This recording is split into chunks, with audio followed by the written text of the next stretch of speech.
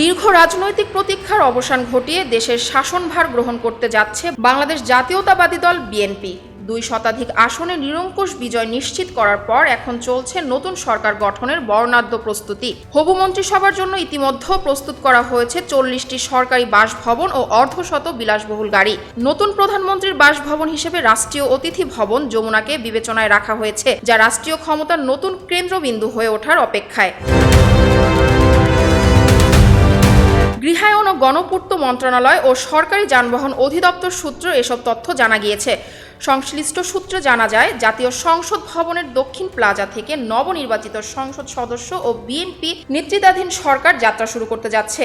মঙ্গলবার সকাল 10টায় জাতীয় সংসদের দক্ষিণ প্লাজায় সংসদ সদস্যের শপথ গ্রহণ অনুষ্ঠিত হবে। একই স্থানে বিকেল 4টায় শপথ নেবে নতুন সরকারের মন্ত্রিসভা। নতুন মন্ত্রিসভার সদস্যদের জন্য ঢাকার বেইলি রোড, গুলশান, ধানমন্ডি এবং মিন্টো রোড এলাকায় প্রায় 40টি বাসভবন প্রস্তুত রাখা হয়েছে। গৃহায়ন ও গণপূর্ত মন্ত্রণালয় সূত্রে জানা গেছে, আগের সরকারের আমলের মন্ত্রী ও বর্তমান উপদেষ্টারা যেসব বাসভবন ছেড়ে দিয়েছেন সেগুলো মিলিয়ে 40টি বাসভবন এখনো ওঠার মতো অবস্থায় রয়েছে।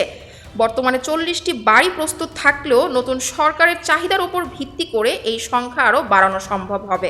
নতুন সরকারের প্রধানমন্ত্রী কোথায় থাকবেন সে বিষয়ে এখনো সুনির্দিষ্ট কোনো সরকারি নির্দেশনা আসেনি বলে জানিয়েছেন গৃহায়ন ও গণপূর্ত মন্ত্রণালয়ের এই কর্মকর্তা। তিনি জানান, অন্তর্বর্তীকালীন সরকারের প্রধান উপদেষ্টা ডক্টর মোহাম্মদ ইউনূসের বর্তমান বাসভবন যমুনা নতুন প্রধানমন্ত্রীর জন্য প্রাথমিকভাবে বিবেচনায় রাখা হয়েছে।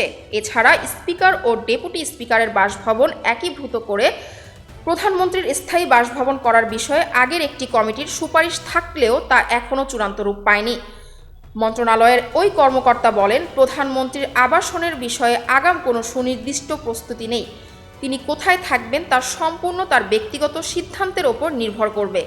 বর্তমানে তাৎক্ষণিক ব্যবহারের উপযোগী হিসেবে একমাত্র যমুনা প্রস্তুত আছে। তিনি যদি সেখানে থাকার সিদ্ধান্ত নেন তবে আমাদের চূড়ান্ত প্রস্তুতির কাজ শুরু হবে। তবে তিনি চাইলে নিজের বর্তমান বাসভবনেও থাকতে পারেন অথবা নতুন কোনো বাসভবন তৈরির নির্দেশনাও দিতে পারেন। ইসরাত জাহান, পিপল ভয়েস টেলিভিশন, ঢাকা।